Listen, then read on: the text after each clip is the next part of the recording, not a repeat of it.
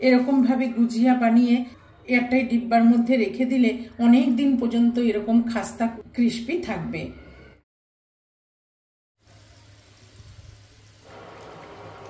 Hello friends, mother cook চ্যানেলে সবাইকে স্বাগত। আজকে আমি আপনাদের সাথে শেয়ার করব হোলি স্পেশাল গুজিয়া, খোয়া ক্ষীর দিয়ে গুজিয়া, মাওয়া গুজিয়া। মাওয়া গুজিয়া বানাবার জন্য এখানে আমি নিয়ে নিয়েছি 1.25 কাপ মতন নারকেল কোরানো।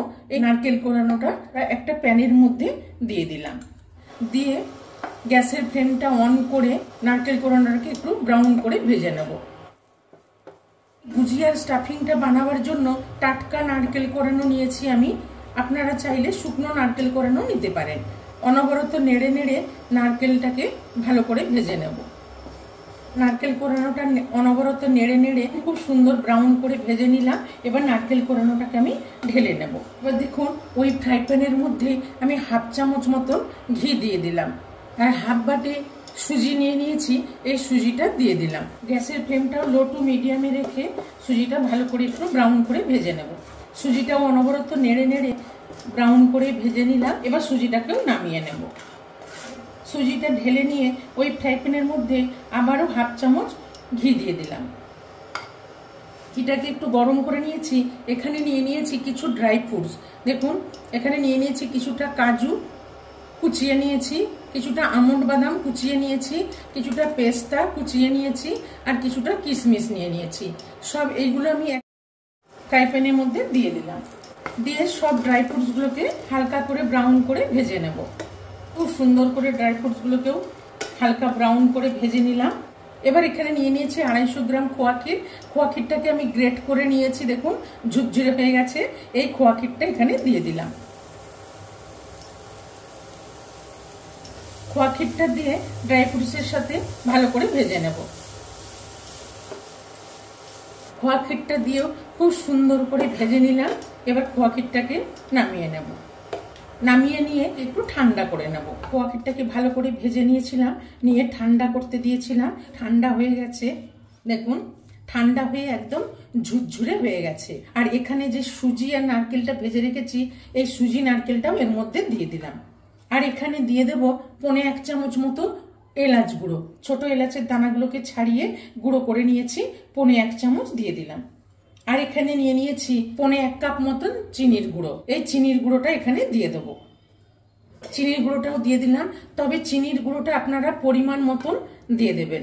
যতটা পুর স্টাফিং তৈরি করবেন সেই পরিমাণ অনুযায়ী চিনির গুঁড়োটা দিয়ে দেবেন। গুঁড়ো চিনি আর এলাচ গুঁড়োটা পুরো স্টাফিংটার সঙ্গে ভালো করে মিশিয়ে নেব। ভালো করে মিশিয়ে নিলাম। দেখুন কত সুন্দর ঝুরঝুরে মাওয়া স্টাফিং তৈরি হয়ে গেছে। এবার আমি এটাকে সরিয়ে নিয়ে ময়দাটা মেখে নেব। ময়দাটা মাখার জন্য এখানে একটা বড় বাটি নিয়ে নিয়েছি। তো আমি এখানে একটা এরকম বাটির মাপে 2 বাটি মতো ময়দা নিয়ে নেব। এখানে 1 বাটি দিয়ে দিলাম, আর 1 বাটি ময়দা দিয়ে দিলাম। মোট আমি এখানে 400 গ্রাম ময়দা নিয়ে নিলাম। এবার এখানে দিয়ে দেবো 1/2 চামচ মতো লবণ, 4 টেবিল চামচ মতন ঘি।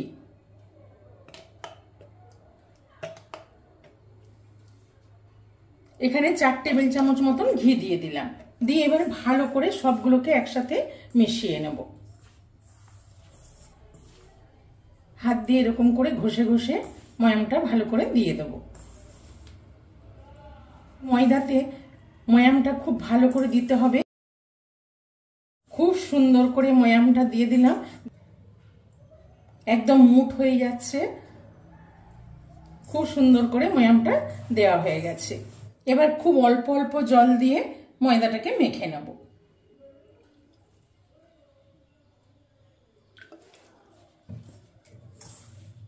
একবারে বেশি জল দেব না, অল্প অল্প জল দিয়ে ময়দাটাকে মেখে নিতে হবে।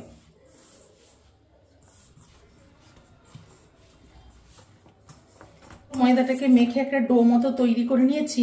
এবার ভালো করে মেখে নেব। ভালো করে মেখে খুব সুন্দর একটা ডো তৈরি করে নিলাম। খুব বেশি নরমও না, খুব বেশি শক্তও না, মিডিয়াম মতন করে ময়দাটাকে মেখে নিলাম।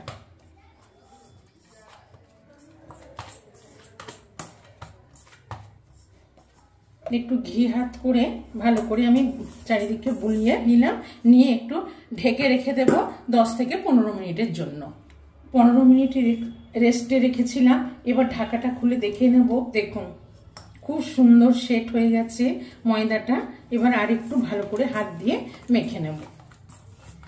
খুব সুন্দর করে মেখে নিলাম। এবার এখান থেকে লুচির মতো কিছুটা করে লেচি নিয়ে গোল করে নেব। এরকম করে এক একটা লেচি কেটে নিচ্ছি। এখানে আমি সব লেচিগুলো এইভাবে কেটে নিলাম। আর এখানে এক পিস নিয়ে নিলাম। আর ভেজা কাপড় দিয়ে একটু ঢেকে রাখলাম যাতে উপরটা না শুকিয়ে যায়। এবার এখানে একটা আমি লেচি নিয়ে নিলাম, নিয়ে আস্তে করে বেলে নেব। পুরো লেচিটা আমি লুচির মতো গোল করব না, একটু লম্বাটে টাইপের করে বেলে নেব।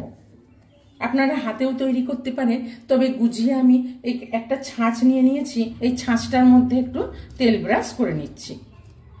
তেল ব্রাশ করে নিলাম। এবার আস্তে করে এইটাকে আমি তুলে এর মধ্যে নিয়ে নেব। এবার এর মধ্যে স্টাফিংটা দিয়ে দেব।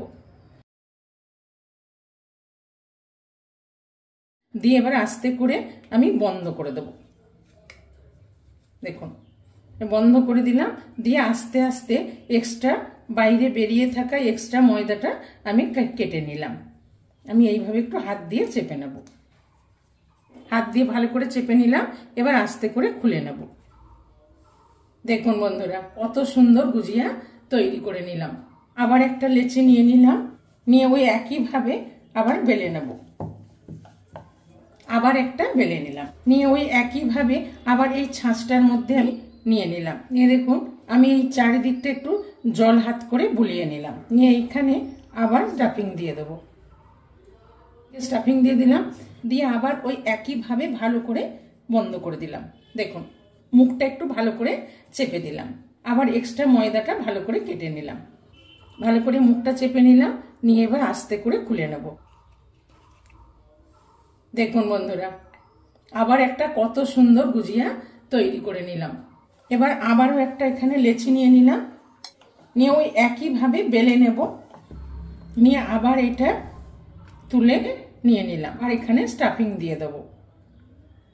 স্টাফিংটা দিয়ে দিলাম ভর্তি করে। দিয়ে আবার চারিদিকে একটু জল বুলিয়ে নেব। নিয়ে আবার ভালো করে মুখটাকে বন্ধ করে দিলাম।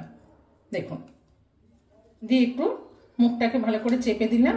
দিয়ে আবার ওই একইভাবে খুব সুন্দর করে কেটে নিলাম। মুখটাকে ভালো করে আরেকবার চেপে দিলাম। খুলে দেখে নেব কত সুন্দর তৈরি হয়ে যাচ্ছে। কত সুন্দরভাবে আবার একটা তৈরি করে নিলাম। এইভাবে প্রত্যেকটা গুজিয়া আমি তৈরি করে নেব। কতগুলো গুজিয়া আমি তৈরি করে নিয়েছি। এবার এগুলোকে ভেজে নেব। গুজিয়াগুলো ভাজার জন্য গ্যাসে একটা সসপ্যান চাপিয়ে বেশ খানিকটা রিফাইন্ড অয়েল দিয়ে দিয়েছি। তেলটাকে খুব বেশি গরম করব না, হালকা করে গরম করে নেব। একটুখানি দিয়ে দেখব তেলটা কেমন গরম হয়েছে। এরকম ভাবে খুব হালকা গরম হয়েছে। এই অবস্থায় আমি আস্তে করে একটা করে গুজিয়া ছেড়ে দেব। কেন কি তেলটা খুব বেশি গরম করে দেওয়া যাবে না, তাহলে গুজিয়াগুলো মচমচে হবে না, ভালো লাগবে না। একটা ভেসে উঠেছে। এবার এই সাইডে আরেকটা দিয়ে দিলাম। দুটোই উপরে ভেসে উঠেছে। এবার এখানে এই সাইডে আরেকটা দিয়ে দিলাম। দেখুন এপিট ওপিট উল্টে পাল্টে ব্রাউন করে, হালকা ব্রাউন করে গুজিয়াগুলো ভেজে নেব। দেখুন বন্ধুরা উল্টে পাল্টে কত সুন্দর করে গুজিয়াগুলো ভেজে নিলাম। এবার এই গুজিয়াগুলোকে উঠিয়ে নেব। নিয়ে এখানে আবার গ্যাসের ফ্লেমটা লো করে রেখে আস্তে করে ছেড়ে দিলাম। আমি কিন্তু এখন গ্যাসের ফ্লেমটা অফ করে দিলাম, কেন কি তেলটা গরম আছে, সেই জন্য গ্যাসের ফ্লেমটা অফ করে দিয়ে আমি আস্তে করে গুজিয়াগুলো ছেড়ে দিলাম। একটু তেলটা ঠান্ডা হলে আবার গ্যাসটা অন করে দেব। তেলটা একদম ঠান্ডা হয়ে গেছে। এবার আমি আবার গ্যাসের ফ্লেমটা অন করে দিলাম। একদম লো ফ্লেমে রেখে আস্তে আস্তে ভেজে নেব। দেখুন বন্ধুরা এই গুজিয়াগুলোকেও খুব সুন্দর ব্রাউন করে ভেজে নিলাম। এবার এগুলোকেও উঠিয়ে নিলাম। এইভাবে আমি প্রত্যেকটা গুজিয়া ভেজে নেব। একদম লোতে আছে এই অবস্থায় আমি আবারও দিয়ে দেব। এখানে আবারও আমি 3টে দিয়ে দিলাম। দিয়ে ওই একইভাবে ভালো করে ব্রাউন করে ভেজে নেব। দেখুন বন্ধুরা, সব গুজিয়াগুলো আমি এইভাবে ভেজে নিলাম। দেখুন কত সুন্দর হয়েছে প্রত্যেকটা গুজিয়া।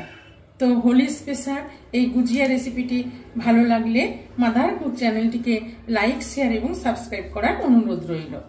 দেখুন আমি একটা ভেঙে দেখাচ্ছি কতটা খাস্তা ক্রিস্পি হয়েছে। দেখুন